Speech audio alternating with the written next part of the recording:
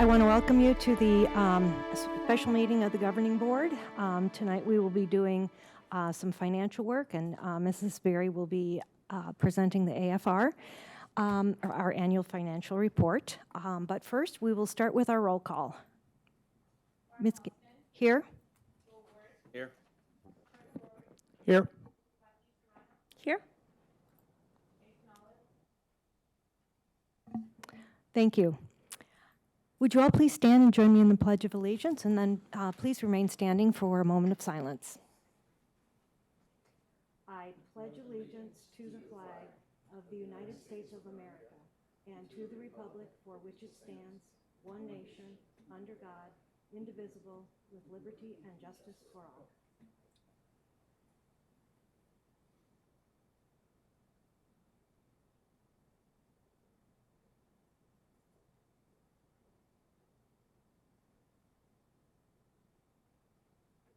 Please be seated.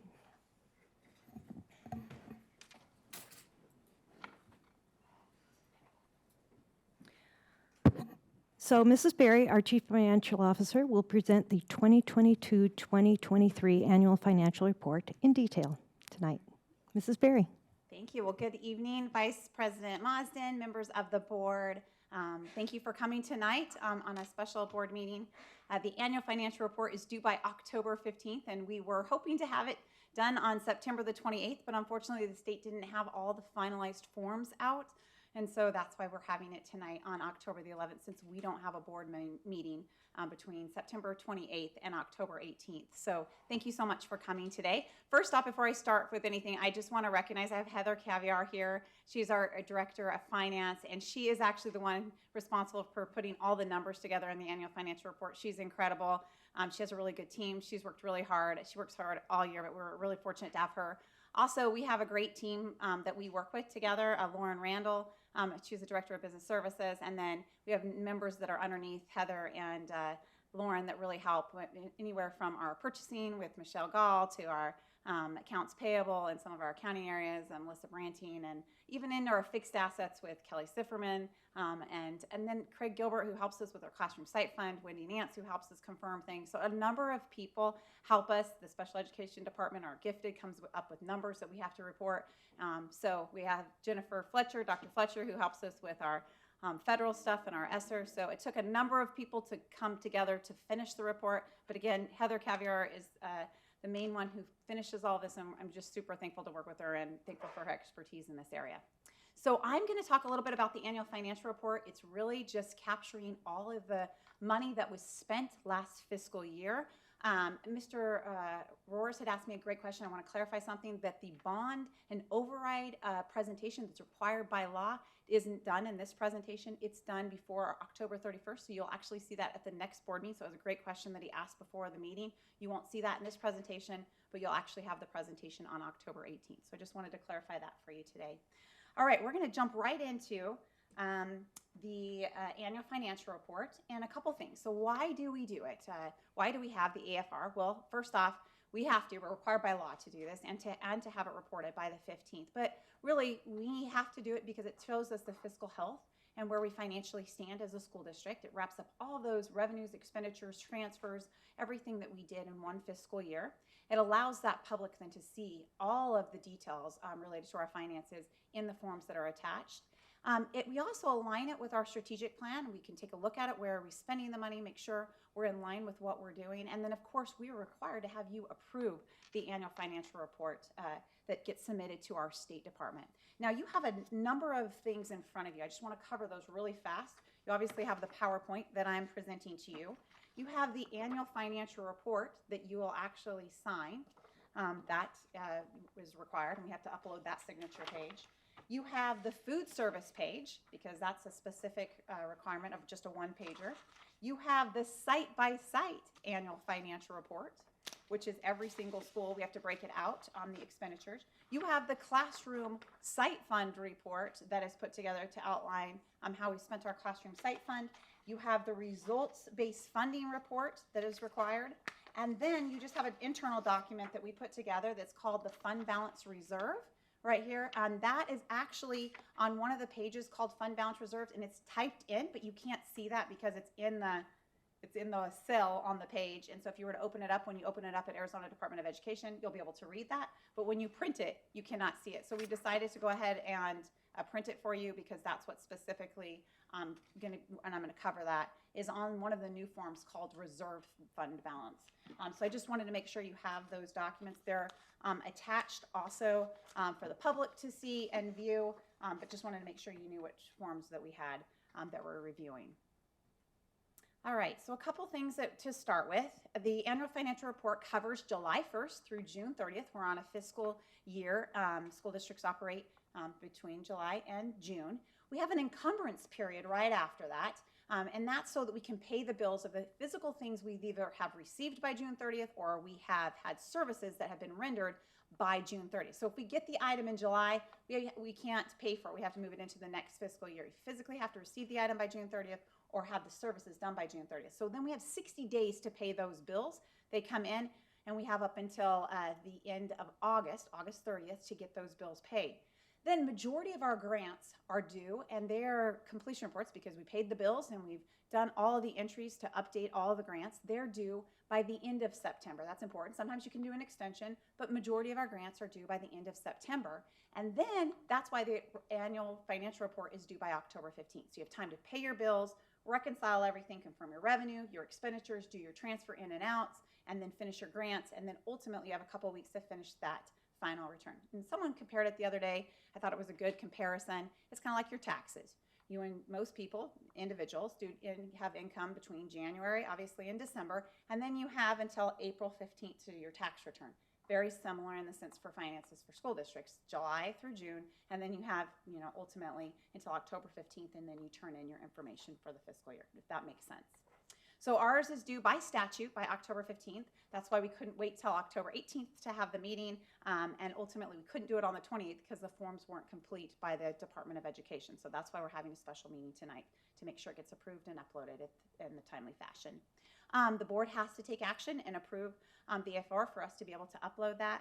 And who creates these forms? It's the Auditor General. Again, we're driven by legislation, but ultimately the Auditor General creates these forms. They're GASB. They're created off of GASB rules, and that's why some of the new forms are involved this year again, is to update that. And then ultimately they guide that. They tell us how to report them. And then also it helps us. It's a comparison. Every school district that's a district school has to fill this out. Then there's a charter school one that has to fill out their charter school AFR. The only one that doesn't have to report something in is the private school. So districts and charters are required to turn this in by October 15th. All right, so to start, why is it important? This helps us. It helps us measure as we're moving from Journey 2025 to Journey to Excellence. It helps us measure that. Are we meeting those criteria and putting our money where our priorities are? It helps us capture all expenditures, all revenues, and all transfers. So you're going to see in here, we spent $592 million. It goes and puts in every single penny and every single fund. That's why there's so many reports. There's over 70 different funds that we have. It captures all of the revenue, all the expenditures, and then any transfers in and out that could have taken place according to statute. It helps us create our financials that we have, that we ultimately give our stakeholders, bondholders. It helps us create those, and they are prepared at the end by our auditors. It helps us determine if we're fiscally healthy, and that's really important for our district to prepare, as we have always done. We've had great fiscal responsibility by our leadership and our board for years and years, and it helps us to prepare for the future. It helps us verify that coding was right, budgets are right. Is there anything that we were under, over? Should we be concerned about something for the next fiscal year? It's been great. That's when Heather and I really start going through different items and say, oh, we really need to look more into that, or hey, we got to bring this up in cabinet, or I need to address this, or we need to bring a small group together to look at something. It helps us with that. It helps us identify trends or potential issues, and then it also helps us calculate our indirect cost for the next fiscal year that we use for our grants. All right, so who uses the report? Obviously, we use the report for Chandler Unified School District because we are always looking at what are we spending in different funds, different categories, but our bondholders use it, especially as we issue, as you know, we have a AAA rating, the highest in Arizona for school districts. They use it, and we are required to post every year our audits and our annual financial report and information. Our auditors use it. The Arizona Department of Education uses it.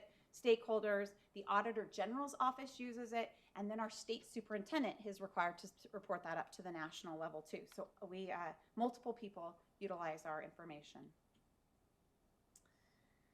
So just a quick take on overall, where are we at? We spent $592 million in Chandler Unified. But as you know, we are the second largest school district in the state behind Mesa Unified School District. Now, our third largest would be Tucson, but there's others that are similar size but not quite as big as Chandler. Some of our peer groups would be people like or school districts like Deer Valley, Paradise Valley, Gilbert Unified School District, Tucson, of course, Mesa, and then some of the other school districts that are getting larger are Dysart, Washington Elementary, some of those schools. So we're the second largest in Arizona. We're also the second largest employer in the East Valley behind Intel. If you take $592 million and you take our average daily membership, now we have more students in this, but our ADM, which is average daily membership, and remember kindergartners are only half-time, and ultimately if a child comes in 50 days into the school year, you only get half funding for them. So ADM is always less than the number of kids that are enrolled. But if you take our average daily membership and you divide it into the $592 million of every single penny we spent in the district, it comes out to $14,136 per kid. That's your debt service, that's your bonds, that's your federal grants, your cash funds, your M&O, your classroom site fund, all 70 funds. That's how much. That's a little bit over $500 more per pupil than last year, but that's also because our state revenue from especially M&O and classroom site fund was up so much last year when there was a surplus in the state budget. So we are at $14,136 per pupil. A couple things just to remember, we have 5,500 employees who work in our district. And like I said, second largest employer, but we serve about 43,000 students every day, an average of ADM of 41,887 students. Now, of that largest fund that you see on that cover sheet, you have three funds that are really important on that cover sheet. The cover sheet shows that we spent $354 million in M&O. It's really important. Majority of that fund, which is our largest fund and the one that's most important to our school district, 85% of that is salaries and benefits. We have about 11 to 12% that's in utilities, gas, things like that, and then a small portion for supplies, memberships, some travel that are part of that. But the majority of that, salaries and benefits, because again, we're an industry of people. That's what we do. We are serving students, and we have 5,500 employees. But that cover sheet's important because those are our three levy funds, which is M&O, which is your first one.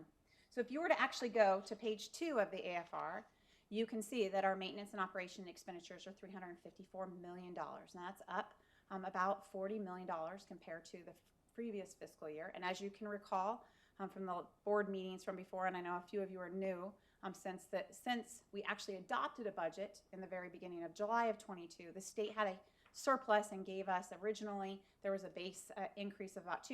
It went up to 7%. There was an excess amount. We then came back, asked the board for approval, and we increased our expenditures in our maintenance and operations fund. We were able to give between a 7 and 17% raise between our certified, classified, and our administration. Classified getting the largest. As you can remember, we had given them a $2 increase, but then also we gave a big percentage increase last year.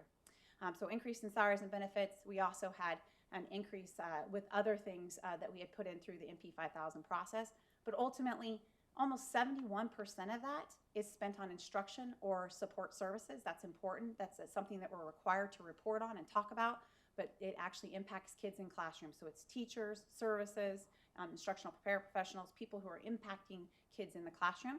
About 10.41% of M&O goes to administration, and administration isn't just Frank and myself and the few that are up on the cabinet, but administration includes HR, the entire team of business services, the entire team of technology that's part of it, warehouse, that's all of it. So it's the entire group is coded in that administration.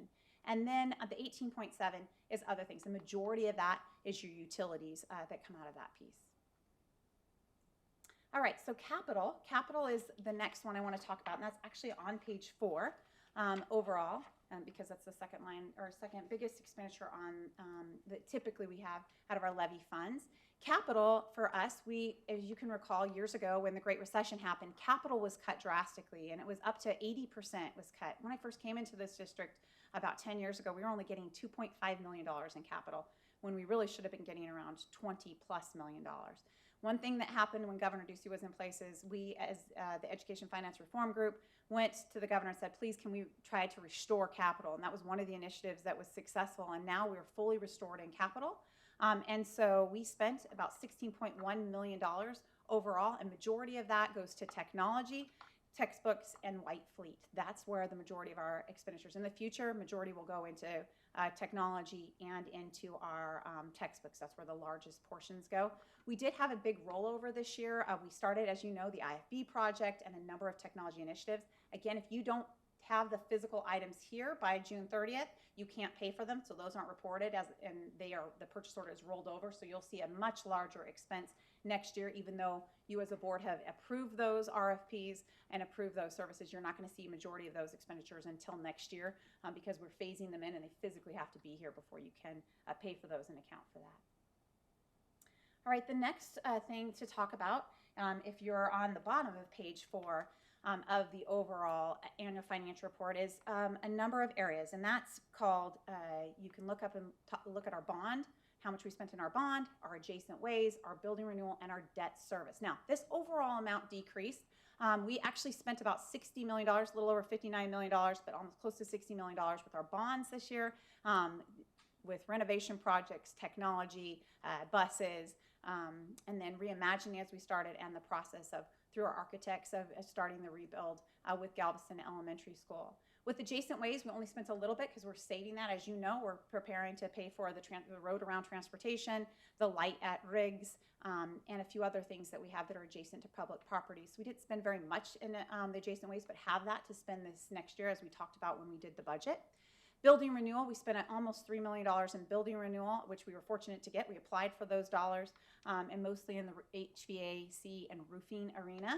And then debt service. Actually, our debt service was only a principal payment because we had paid 2 of our principal payments in fiscal year 21-22. So you're actually, if you were to go back and look at our principal and interest payments, you would see that we actually made the payment for this fiscal year at the very end of the last fiscal year, and so it was recorded because it has to be recorded on the date, and was paid on the very end of fiscal year 21-22. But typically, it's a little over between $40 to $42 million that we're paying in debt service. But that's the only reason it actually decreased, is because we made a payment in the fiscal year before. We made 2 principal payments because it was one day and we had to record it in that year.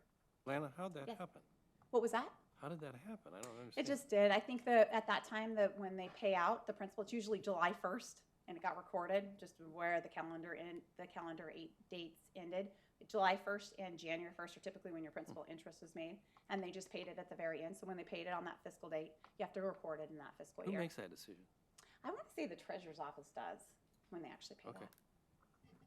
that. But ultimately, otherwise it would be very similar. All right, the next one is the classroom site fund, and that is actually located on page 3 of your AFR in it. And then there was a specific actual classroom site fund report that's on its own, a packet that's on its own. But just to talk about the classroom site fund a little bit, this is up a lot, as you know. We spent $44 million in the classroom site fund this year compared to the previous year where we spent $28 million. And this fund has grown so much. Right before COVID took place, we were at about $426 per pupil. We're now at $750+ per pupil. It has jumped drastically. Sales tax is up in our state, and it has been jumping. We have changed this, as you know, we're in the second year now of contracts where we have put now a base amount of $8,550. We moved some of that performance pay and actually made it part of the base and changed how we did that. We started that last year. So we had $8,550 in every single contract. So when we look at the base of a contract, it's maintenance and operations plus classroom site fund. It used to be a percentage. We went to a dollar amount when we moved that performance piece, and we moved $2,500 over last year when we did that. We still give out $700 in performance pay, and because that fund has grown so much, we didn't want to put a lot of it even more into the contract in case sales tax does go down. And we saw that happen in the Great Recession where it drastically decreased, so we want to be careful. So we gave out 2 stipends that made up $2,500. We gave out a $1,500 stipend and a $1,000 stipend last year because we want to spend it. It's for teachers specifically, for certified staff. And so we gave that out last year. That's why the expenditures are up so much too. And then we allowed them to access professional development for $1.5 or $1,500. There still is about $24 million left in this fund, and that's really important in case the sales tax drops down to where it was before COVID, because then we still, no matter what, have to cover that $8,550 that's in the contract. Otherwise, maintenance and operations has to cover it. So we're very careful and prepared because we've seen history happen with the classroom site fund. It cannot be spent on other things. We can't borrow from that to pay for buildings or pay for classified staff, but ultimately it is specifically for teachers, and we have that to prepare for the future in case sales tax does drop. We've seen a huge increase, but we have seen it also drop, and so we're Yeah, I just want to make that clear for anybody that's listening. That classroom site fund, could you go over that a little more slowly so the people out here can understand what the restrictions on that is and the only things that we can really spend it on? Sure. So the classroom site fund, it's Proposition 301 that was voted on by the voters. But ultimately, the classroom site fund and Governor, it's Jeanette's mom was the one that passed it. Governor Hall, yes, she was the one that ran that. Governor Hall ran the classroom site fund with the support of both the chambers, the business community, and all the education communities. And there's a sales tax that's associated with that. It was approved by the voters. And it was to increase teacher pay. That was the intent of it, and still is to this day, is to increase teacher pay. Now, it had three pockets of funding. It used to have funds 11, 12, and 13. Funds 11 and 13 were for teacher compensation, and then there were 6 other areas in Fund 13 that you could spend that were specific. But they were, like, for example, dropout prevention, instructional improvement. You could pay for warrants. There were some very specific things besides, but majority of it all went to teacher compensation. Fund 12 was performance pay. So we had to come up with a criteria. We still do to this day. Dr. Gilbert has to run a committee where the teachers vote and ultimately approve performance pay. And so that was how that fund was recorded. So there was 3 specific funds with rules. We had to approve a plan. You, the board, then have to adopt that. And ultimately, we have to expend according to those rules. It was about to phase out. Okay, so the short answer, it mostly goes to teachers. Well, I'm sorry. I thought you wanted me to explain it to the public. I'm sorry. Not in that kind of detail. Okay. That's the graduate level. We want to kind of stay down at the Okay. college level. Okay, So thank you. Yes. So do you want me to finish with the summary? Okay. All right. So ultimately, the money goes to contracts. That's where majority of all of our money is, and in professional development. So our district has taken the initiative to put the money into contracts and then ultimately into professional development. And you can see that with the slide that's in front of you. Do you have any other questions related to classroom site fund? All right. I'm sorry, Lana, really quick. Yes. Just for saving purposes, I think the PowerPoint is just for us visually, but there was a small typo on the 9 being a 0, should be a 0, I think, on the slide, but everything matches on the paperwork. Okay, great, thank you. Thank you. All right, so then on the federal and state dollars, this slightly decreased. As you know, ESSER dollars we have spent majority of our ESSER dollars and ESSER 1, ESSER 2, and the money that began starting in 2020. Our entitlements have stayed pretty consistent throughout the years. That's like our Title I, our Title II, Title IV, as you can go through each of those funds on the federal and state grants sheet. But ultimately, our ESSER dollars have gone down because we've expensed those. There's no new dollars coming in. We're just expensing. ESSER finishes in September of 2024. There's a number of things that are listed that we do related to learning gaps, addressing our learning gaps and increasing student achievement. They are listed for you. You also hear about that when we've talked about the different things when we put the plan in front of the board. So I'm not going to go into too many more details, but we're continuing to work on that. We've been spending consistently the same amount out of ESSER 3 for the last 2 years. Last year, or fiscal year 21-22, then this year, and we have a third of the money left to spend next year on the items we have pinpointed in our district. There are a couple of other things besides addressing learning gaps. We've also ensured safety for staff and students by hiring additional security officers and nurses and staff. And then we've also used some of that money, as you all know, for retention of quality staff. And that's majority of the school districts throughout the state have been able to do that throughout the last 3 years. The other thing we were able to do is we took advantage of the summer school grant opportunities that the state offered. We applied for those dollars and then used those the last few years. And Dr. Edgar and then Dr. Gilbert put those plans together to address our students in the last 3 summers. Yeah, I didn't quite catch the dollar amount that's left out of all that federal funding. Or is Yes, it, well, we I know rec- it's in here somewhere, but Sure, but, I have our total amount that we had, and there is actually a page in here now. It's a new Yeah, one. right. There is a page on that goes over your COVID amount that can go over the expenditures, but I do have page 10. Thank you.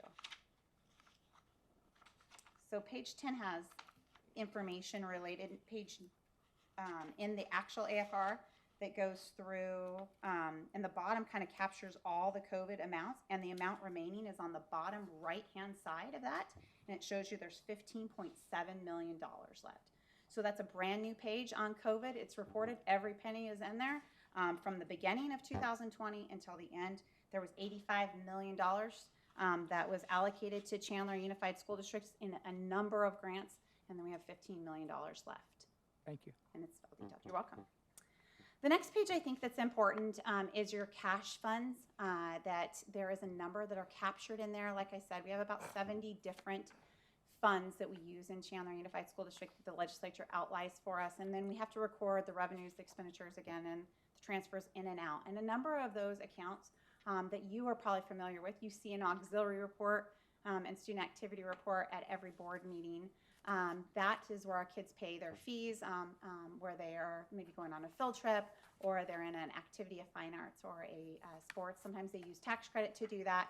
We bring in a significant amount in our tax credit. We also have a robust community education department. Not only do we have students, parents who pay for that, but we also have DES, where some students are covered through that. We also had, during COVID, a number of grants that were covered not only by the State Department, but DES also, to cover kids that had needs for our before and after school, and our kids from 6 months up to our 6th graders that are at our elementary schools. Another area is our intergovernment agreements. We house a couple of intergovernment agreements. We have the East Valley Conference, which is our athletic group of our junior highs. We facilitate that and run that IGA. We also run our lobbying IGA, which is called our Education Finance Reform Group. So we collect dues in that pay out the bills for a number of school districts. Those are recorded in those funds. So there's a number of cash funds that are outlined in there, slightly increased as we're starting to see participation back after COVID in a number of areas. It just continues to increase. The next one is food services, a specific page in the AFR. The food service, as you know, we do not have universal free lunch any longer. We were back to paid and then free and reduced again. And so the revenue was down compared to the previous year where we had universal, where every child was covered underneath the federal government.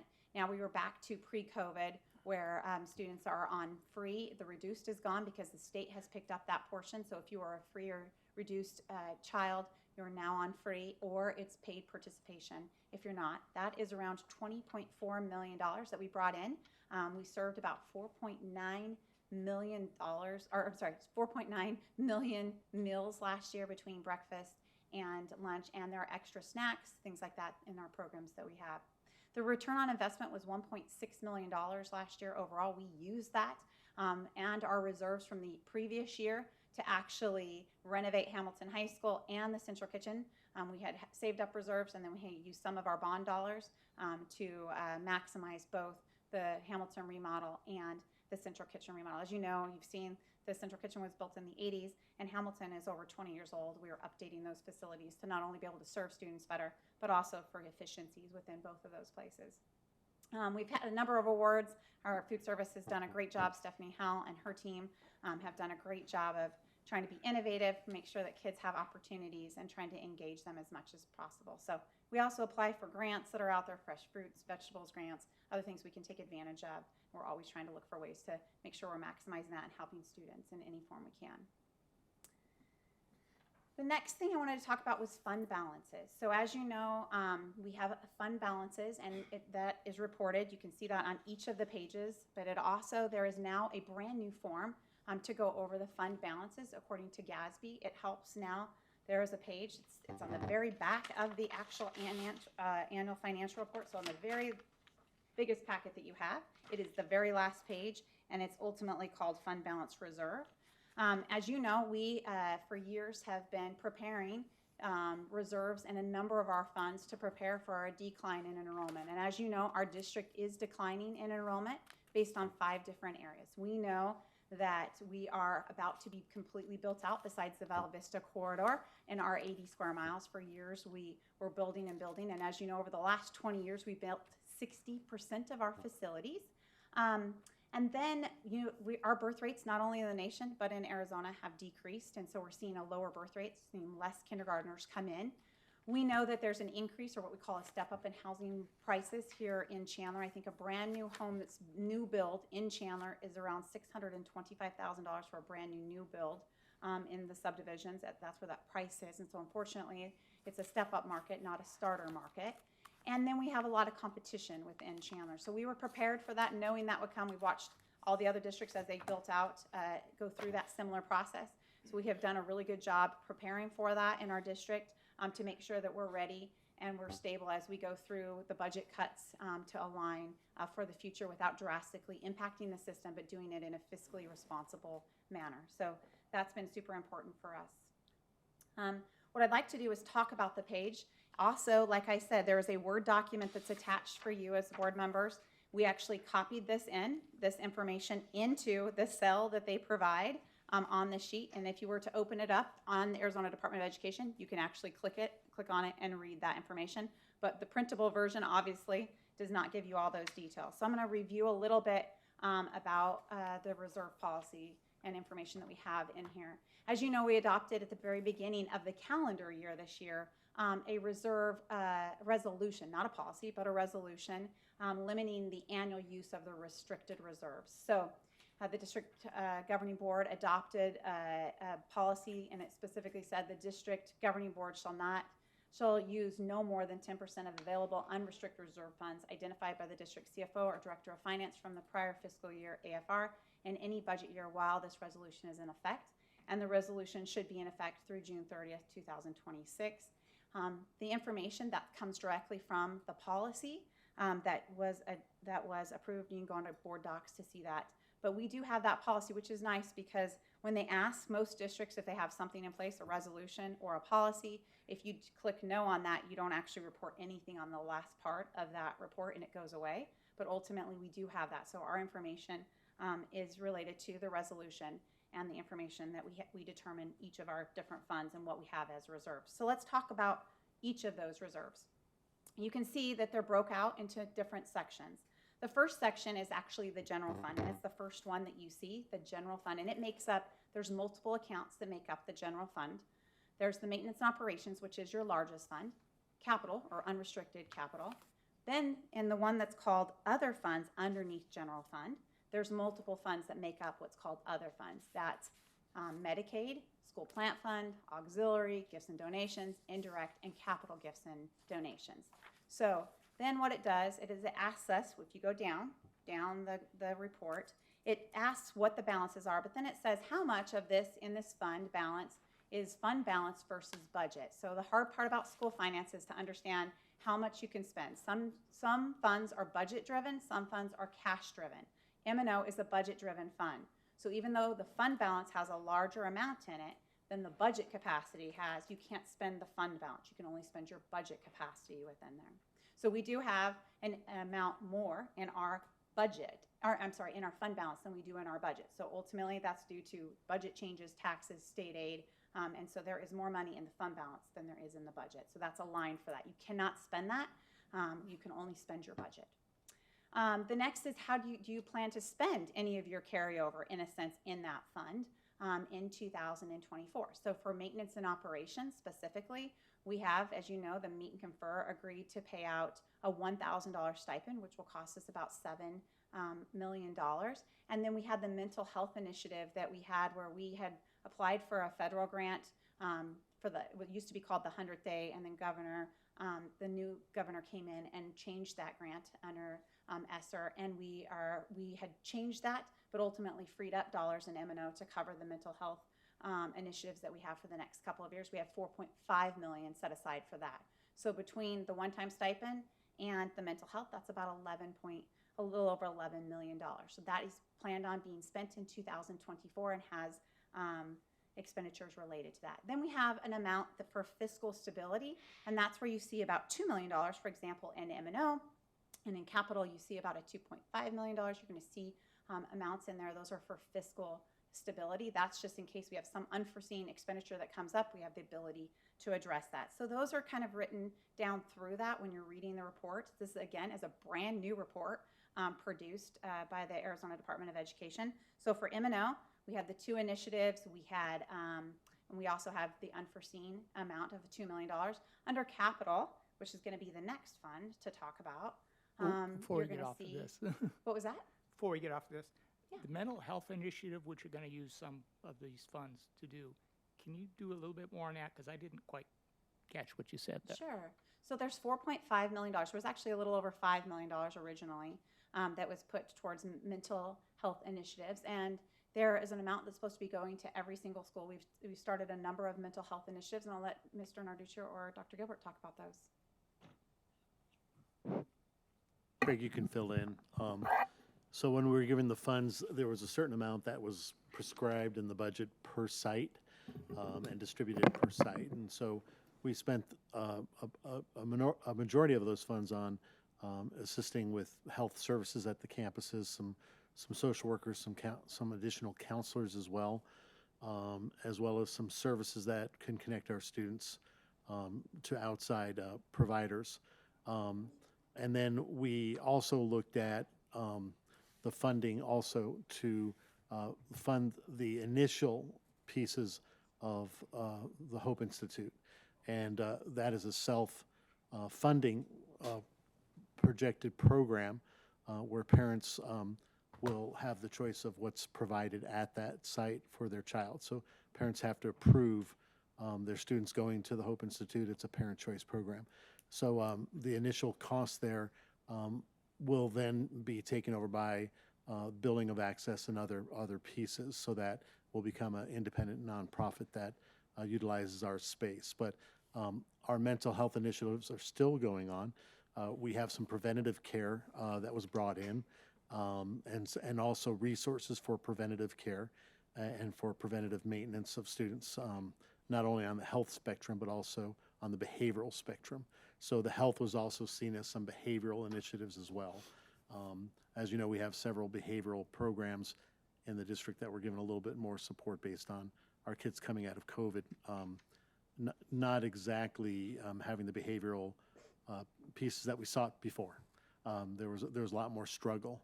And then, of course, the mental health initiatives also include suicide ideation, which is not foreign to our district, where we've had some critical tragedies in our district, and where we took action to be able to assist and collaborate with other partners.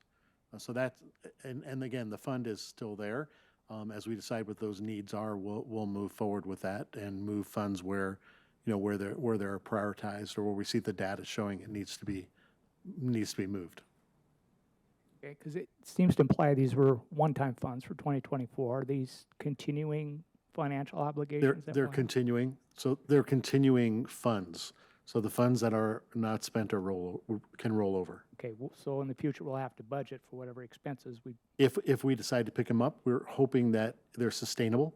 So we've only ventured into agreements and partnerships where they can be sustainable and they can take over themselves and not obligate the district funding in the future.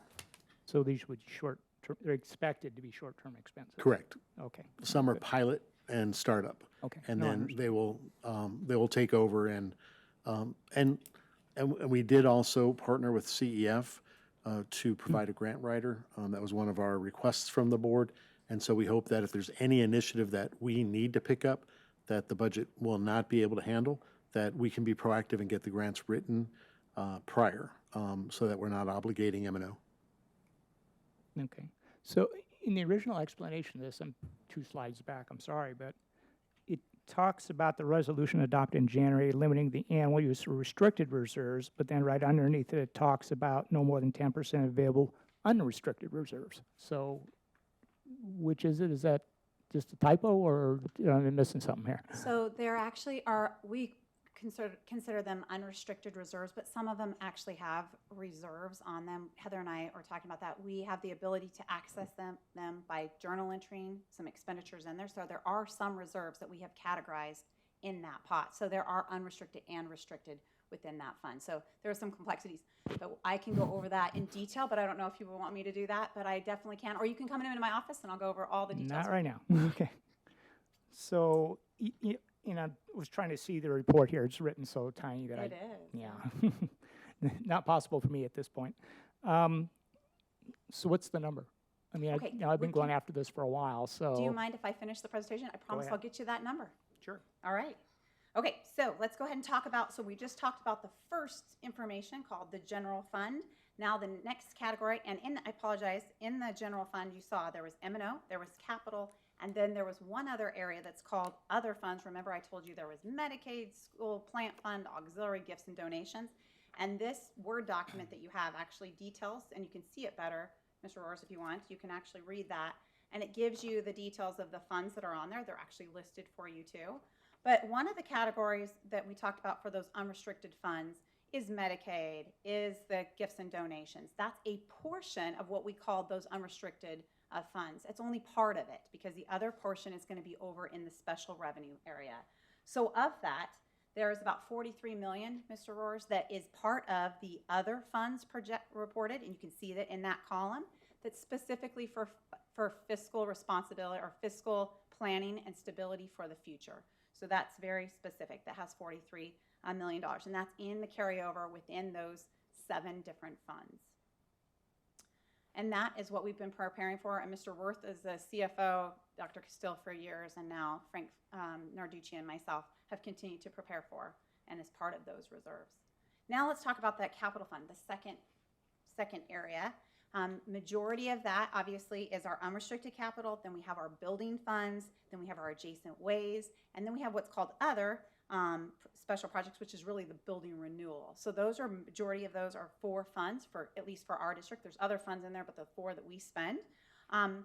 Again, the capital fund, we can't spend the fund balance, we can only spend the budget capacity in that one, so that can change based on budget, state aid, taxes, but we can only spend the budget on that. In the capital area specifically to talk about, we want to make sure we have that planned out for technology plan, for our textbook orders and replacement, for our white fleet. That's what we're spending when it talks about 2024. On our bond area, which is to the right for fiscal 24, there's $41 million, for example. That's planned out in all of our projects, and we're going to be selling our last bit of our bond to go into the future. So all of that will be spent in next fiscal year. But then there is an amount down below that you can see, not in any of these categories, but specifically for bonds, for adjacent ways, and for other capital projects.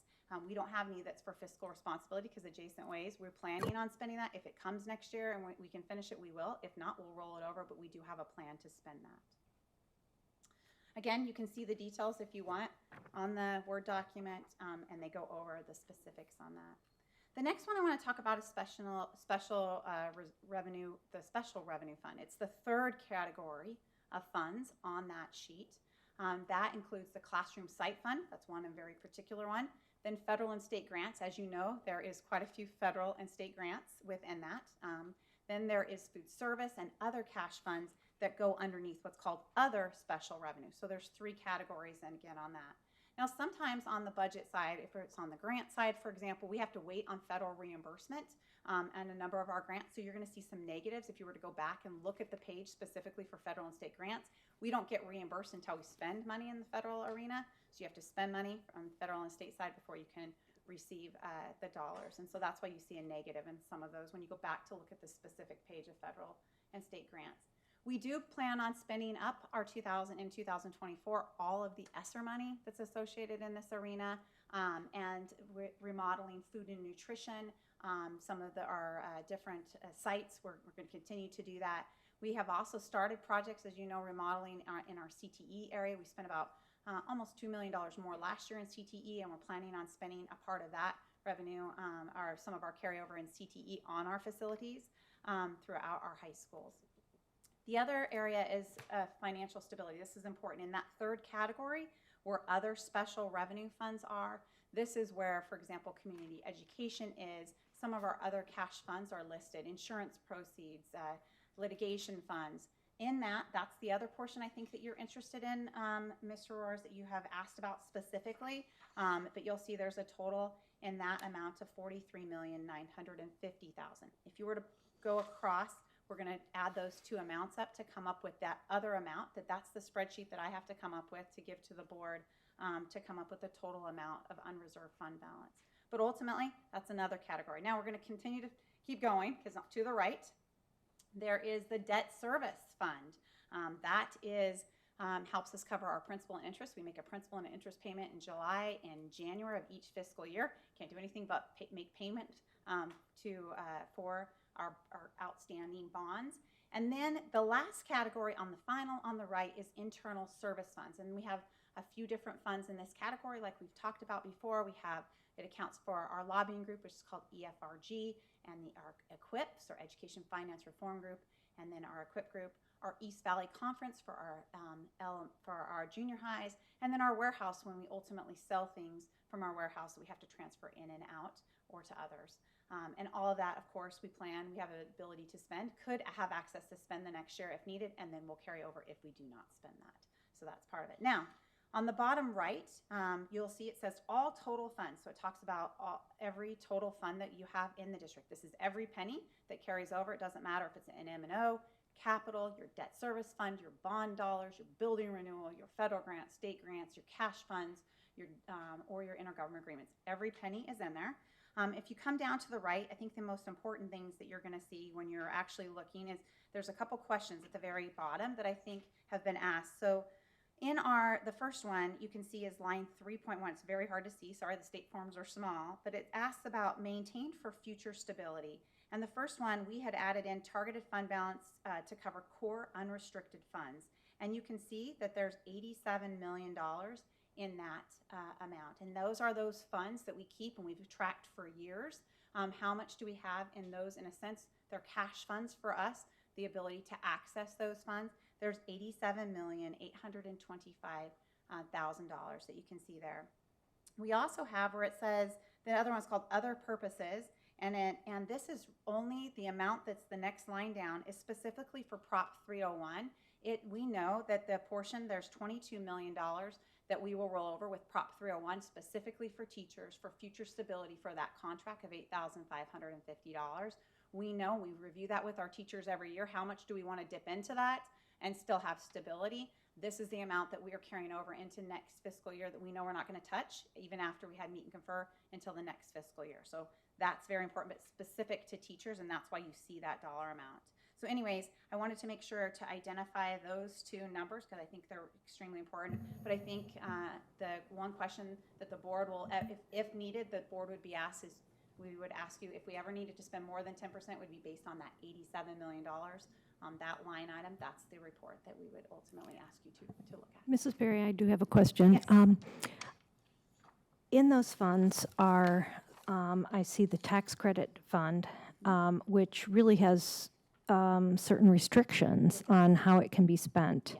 And so how do we, I guess, and I think litigation recovery oftentimes has very specific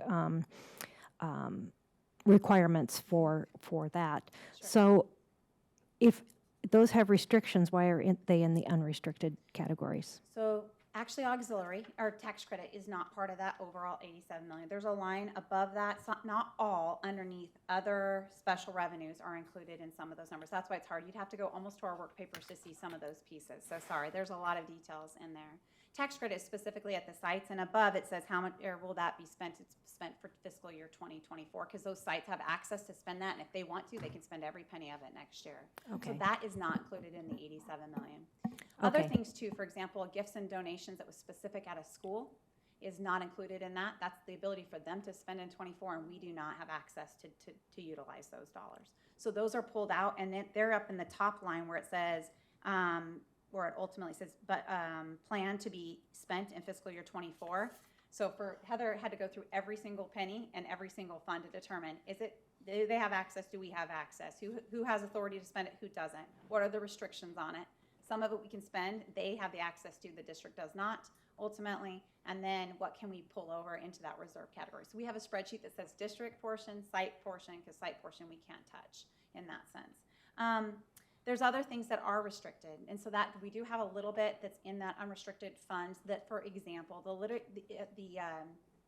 for example, when we get insurance proceeds back on a car that got damaged and we get back, we do have access. We're supposed to spend it in an area, but we do have access. So what we would probably do is try to spend that, move money out of capital, and free that piece up.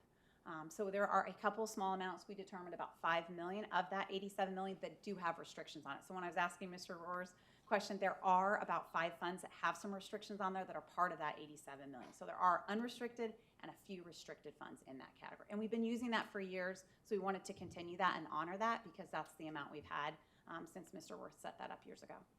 Thank you. No, You're Mr. welcome. Worth set it up, but He did, yes, he No, set you it see up Mr. a Worth. number of years ago. so this financial stability account fund or whatever, is that something new? Because I don't recall ever seeing that before. This report is new, yes. GASB has came out with a number of different reports. And All right. so this is to help the State Department be able to report that. So it's one of the reasons that it was created.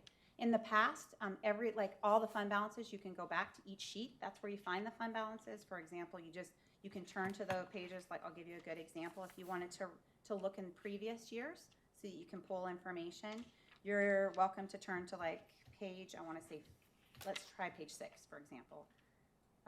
Well, the point I was trying to make is that, we had a discussion on contingencies over the last several months. The financial stability fund is for contingencies. So there's no financial stability fund. There's no fund, there's no contingency fund like we've talked about. There's no financial, it's just the wording to ask you how much are you using in each of these particular funds for financial stability. We have around 70 different funds in our district. We can't combine them into one. There are 70 different ones, but of that, how much in each one of those funds are you planning to spend in 2024? How much are you, ultimately, can you not access cash versus So budget? is this a report that you owe the state? They're asking you to roll all this stuff up? They don't ask you to roll it all up. You can't roll it up. You ultimately just have to report it. It doesn't get rolled into an account. It's in every single No, I individual understand account. it stays in the accounts, but Yeah. they're asking you to report a number to This them. is the state budget report, their state Okay. annual financial report. I did not create it. All right, so the 87 million is the number probably that we're looking for. It's very complicated, I get it. Some is restricted, unrestricted. But as far as just a general look at this, when I ask for the number, that is probably as good as we're going to get. Is that I correct? think it depends on what you need for, but that's what we're going to use for the resolution. So that's why the resolution is attached in there, and it's information for them. Okay, very good, thank you. Welcome. Sorry, it is very complex. I wish I could simplify it. I apologize. Trying to simplify it as best I can. All right, any other questions on that? Sorry, complex sheet, but it's a new sheet, and we have a resolution in place that outlines some of those pieces, and then we'll be pulling that information together. Anything else? Any other questions related to that one, Sony? Okay. All right, so just a couple things too. Every year we try to prepare so that when the Auditor General's classroom dollar report comes out, we have an idea of where we're spending. For us, total classroom expenditures spending stays approximately the same. We were at 72%. We're at 71.72. Pretty similar. Same thing with our non-classroom spending. So their details are there. We will obviously give that to you as a report when it comes out in February, and you as board members, I believe, are emailed from the Auditor General, Yes, and you receive the report, but we always try to prepare for that. It looks very similar this year. The next thing that just to talk about, I always try to tie it back in. We had the journey to Lana, 2025. Yes, Backing up a little bit, sure. do you recall the percentage of our budget that goes to salaries? Of maintenance and operations, 85 is salaries and benefits total. What was that? As long as we're talking about it, I did calculate it as 85. The slides, They're not listed. There's also a line item for purchased services. There is. And, well, I'm not going to make an assumption, but I believe that those are mostly contract workers, particularly substitutes, things like that. Is that That's what that is? Mhm. So in the end, adding that amount in should probably go into the salaries and benefits Right. as well, which kicks it up another, I don't know, almost 36 million. So yes, but unfortunately, how they calculate for salaries and benefits is 6,162. So that's how we have to report it. So unfortunately, it is in 6,300. We do have substitutes in there, but how we calculate for salaries and benefits, it gets it gets called purchase services. It doesn't get called salaries and benefits. So ultimately, Yeah, just, but for a layman's interpretation about how much we pay people, Sure. whether they work directly for us or as a contractor, it's probably well over 85%. In it fact, used to it's, be around 90. So by pulling some of those out, that has definitely impacted. well, if I add that in, I think we're getting close to 95. So some of the purchase services are other things in our district too. They're not necessarily always just ESI to our vendor. There's other purchase services, like we have IT contracts, we have, curriculum contracts. Their services, employment other contract things. is what I'm getting at. We're paying people. We're paying people. We're paying people, not buying stuff. That's why I want to make sure the public understands that almost all the M&O budget goes to paying salaries, benefits, purchase services, all that. Yes, So absolutely. moving stuff around means, people don't have a job, if we cut that budget. That's the point I wanted to make. Sure. Okay, thank you. Good point. All right, any other questions related to that? Okay, so back on just overall, we've moved from Journey 2025 to the Journey to Excellence as we're moving forward on our strategic planning. And still, it's super important for us to be financially stable. So that's why we do have carryover within particular funds to prepare for, as you saw. And now we have the details on the reserve fund balance page. Our federal and state funds, we try to maximize those not only within our entitlements, but also within our ESSER funds. We have a small portion of that left, 15 million that you saw. There's a brand new page. That page is brand new this year to the reporting of the AFR. Our goal is to always never give money back on the federal state grants, is to make sure we're maximizing every dollar. We try to apply for as many grants that don't take us off target, but ultimately help with the initiatives that we have in our strategic plan, and to really make sure we're maxing for that. And then we just want to make sure we're always prepared. As we went through a pandemic, we're always making sure that we're prepared, hopefully, for not one coming back soon, but we could be prepared in the future. A couple of our goals have always been on the classroom dollars, is to make sure that we're spending the majority of our money in classroom dollars and that we have low administration expenses. As you know, we're one of the highest related to classroom dollars. Also, on low administrative expenses, we have one of the lowest, not only in the state, we have one of the lowest, but also in the nation. So we're always very proud of that. Our capital strategic plan, a lot goes into that. We have not only our list of capital needs that we have throughout our district, but we have, as you've seen, are now a robust technology plan to assist our students and our staff. And we utilize that. Majority of the way we use that, we get a small amount in capital, but the majority of our dollars, we've been very fortunate that our voters have approved a bond in 2019 that cover not only the rebuild of Galveston Elementary to the renovations and reimagining of our schools, but also just to the busing needs, technology needs, and equipment needs that we have in our schools. It's always important to maintain market share. We want to have competitive salaries. Our average teacher salary is around, I think, $64,000 per staff. We're trying to increase the entry level being around $54,000 or so per staff member, and our average is around $64,000. We're trying to always not only retain but attract quality staff members and try to make sure that we're meeting the needs of programs and needs that we have in our school district. We have really strong partnerships, as you got to participate with our city of Chandler just recently in a board meeting, but continue to have strong relationships not only with our city, the state, but with private entities too as we move forward here in Chandler. I'm very proud of those. A couple things you've seen, we're always trying to make sure that we're aligning everything that we're doing with our outcomes. So it doesn't matter, in this report, it covers everything. It covers everything from how many students we have and where the trends of that are going, but also what are we doing? We have professional development that we're covering, to salaries and benefits, to our capital planning. All of that makes an impact for our students. And so every decision we make, no matter what area it is, it's really to impact our learners and to make it a successful outcome for them. And so that's really important as we look at each of these financial areas. Where are we spending? Where are the trends? And as we go to decline, what are we cutting? And how do we not impact student achievement, but ultimately be as fiscally responsible as possible? The last couple of things just to take away is I feel like we're in really good financial health and we're ready for planning and alignment to our strategic plan. Not only just because of the last couple of years, but just for long time leadership, not only from Mr. Narducci and Dr. Castile, but our governing board for years has been able to help us really make sure we have our goals and our priorities that are aligned, and that our financial priorities align with those. So that's really important.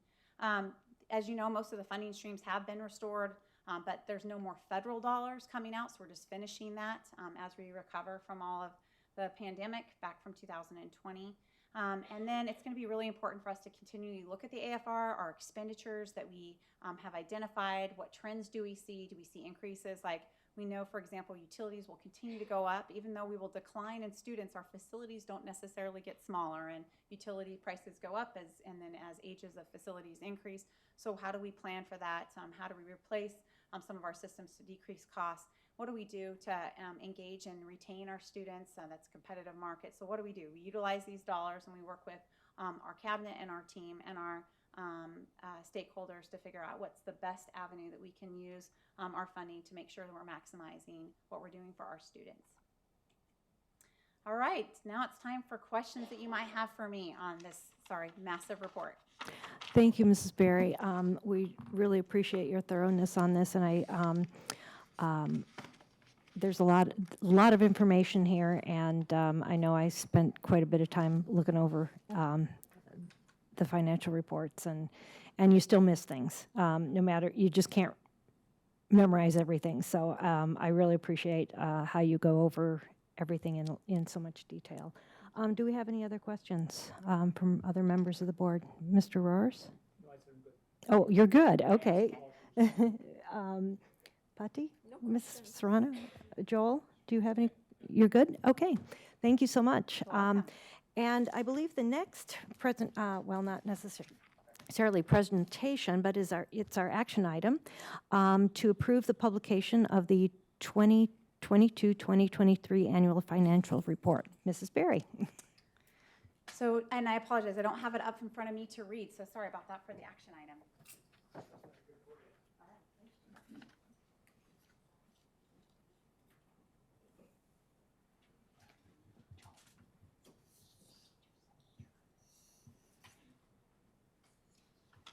So Madam President or Vice President, members of the board, tonight we're asking you to approve the annual financial report for fiscal year 22-23.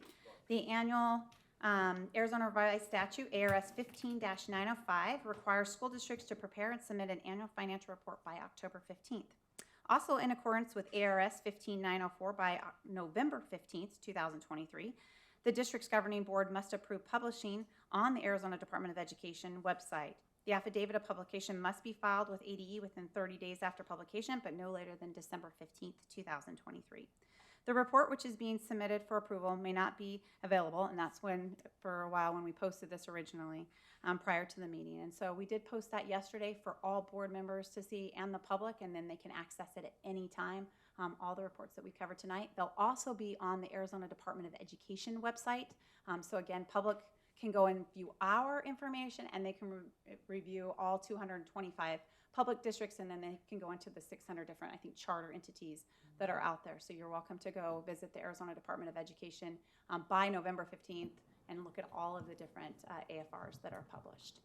So tonight, asking your approval to approve the annual financial report for fiscal year 22-23. Thank you, Mrs. Berry. And could I get a clarification on this? For our motion, do we need to approve the financial report and approve the publication of it, or do we just need to do one? Just one, just the annual financial report.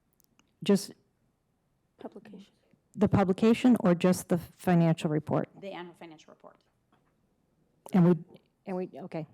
Because I see our recommended action is a little different than, Where is that at? I apologize on here. it's on our board docs. Oh, I don't have it on here, sorry. Is to approve the publication. So that's why I You was, can do both, that's fine. Okay. But the one for sure. could I get a motion, please? Recommend approval of the annual financial report for the fiscal year ending 2023. I second. Is there any discussion or other additional questions? Nope. Okay, all those in favor of approving the annual financial report, please say aye. Aye. Aye. Aye. Motion carries.